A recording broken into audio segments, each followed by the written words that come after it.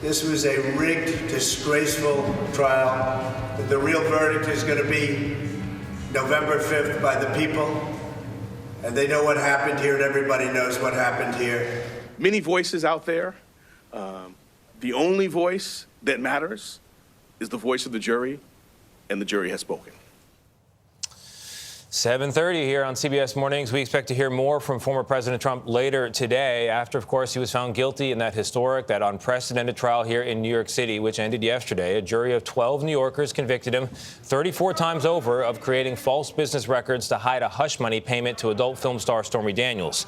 Trump supporters denounced that verdict, and Senator Tom Cotton of Arkansas was one of them. He called it a travesty of justice and said, quote, the American people will see right through Joe Biden and the Democrats' weaponization of the legal system. And Senator Tom Cotton joins us now for more. Senator Cotton, thank you very much for being here. So the leader of one of America's two great political parties is now a convicted felon. Does that change anything for you in this campaign? No, not at all, Tony, because this was a sham-rigged political show trial from the very beginning. You have a prosecutor who campaigned on the promise to get Trump on anything. You have a judge who's literally a Joe Biden donor who rigged the rulings at every turn to include, for instance, a gag order while the president was on the campaign trail. But as President Trump just said, or you just heard him say, the real verdict is going to come on November 5, and it's going to be made by the American people, and it's going to be based on things like Joe Biden's record of runaway inflation and a wide open southern border and war and chaos all around the world. And they will see through this sham trial that was designed from the very beginning to be election interference because Joe Biden knows he can't win on his own failed record. Senator, let's talk about the trial, though, because the points you've been making, they all went through a legal system. There were reviews, there were checks. In America, you're guaranteed a process, not an outcome. What do you say to people who hear you speaking this morning and think this is a guy who doesn't like the outcome, and so he's complaining about the process? Again, you had a judge who literally donated to Joe Biden's campaign in 2020, and a prosecutor who promised on the campaign trail that he was going to get Donald Trump. And just look at some of the rulings in this case. They refused, for instance, to let President Trump put on all of his evidence. They gave jury instructions that didn't even require a unanimous verdict. They never even revealed the underlying crime that Donald Trump supposedly covered up. It's unconstitutional from the beginning. It was an effort to rush this case to trial because they knew it was the only case of all of these sham charges against President Trump that could go to trial before the election. The American people see that, and I'm confident that they're going to elect Donald Trump to a second term because they are tired of Joe Biden's weak, failed record. Senator, you're a Harvard Law School grad. Are you saying that Americans can no longer place their trust in their judicial system? Well, when the Democrats have weaponized the legal system against President Trump, not just in New York, but in Washington, D.C. and in Florida as well, many Americans do have doubts about the integrity of our legal system. This is one of the reasons it's such a sad day for America, is that the Democrats are making America look like a banana republic. Going after the leader of the opposition is something you would expect to see in a country like Georgia or Pakistan, not the United States of America. And as President Trump has said repeatedly, if it can happen to him, it can happen to anyone. Just like it's happened, for instance, to parents who are protesting at school boards for what their kids are learning.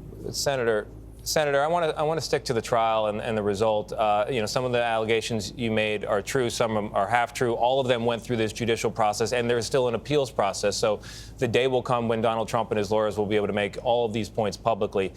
On the political front, I am curious, as a potential VP pick for the former president, does it give you pause to be potentially on the ticket with now a convicted felon? No, I support Donald Trump more strongly than ever because, again, he was being charged with these sham indictments precisely because he's the Republican nominee for president, precisely because he is the leader of a party that's going to help repair the damage that the Democrats have inflicted on working families for the last 4 years.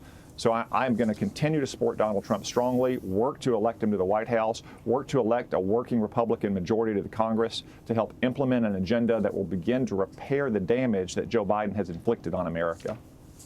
Senator, it's Vlad. I just want to hone in a little bit on what Tony was suggesting. Are you telling the American people then that if a outcome with a jury of the former president's peers is not to your liking, then it's a rigged judicial system? If an election is not won by your preferred candidate, then the entire election system in the United States is rigged.